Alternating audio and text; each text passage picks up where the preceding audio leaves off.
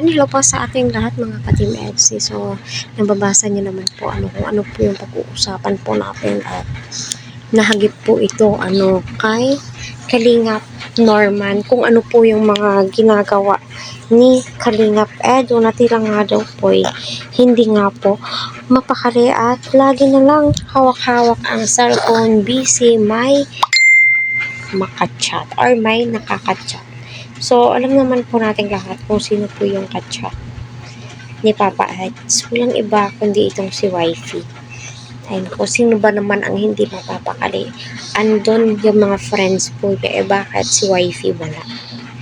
At alam po natin kung ano po yung dahilan kung bakit wala si Wifey doon. Ayan, please, pahingi naman po ng likes, pa-subscribe po ang aking channel, click the notification bell, para updated po kayo sa ating reaction video, diba?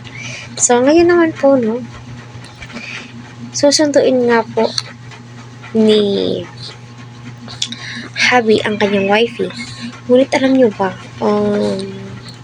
tila may, tawag nito, may ayaw, malakas yung ulan and then baha at hindi po makakatawid si Eds at saka si Fiancé. At nakakasakit nga po ang magulang or nanay ni Wifey.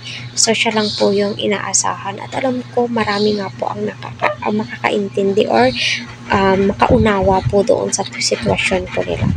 Pero gayon naman, ay ramdam naman po natin na nag-effort si Wifey kasi bago po mangyari ang birthday or bago po magse-celebrate si Baby Rabay ay naghanda na nga po itong si Wifey ng kanyang ireregalo. Ngunit, alam nyo na may sakit ang magulang, syempre, maunawaan po yun ni Kalingap po.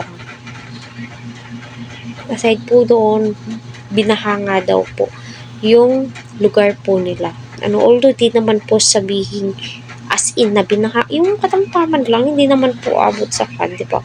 Yun po yung mga naririnig po nating hearsay ng ibang Kalingap members po.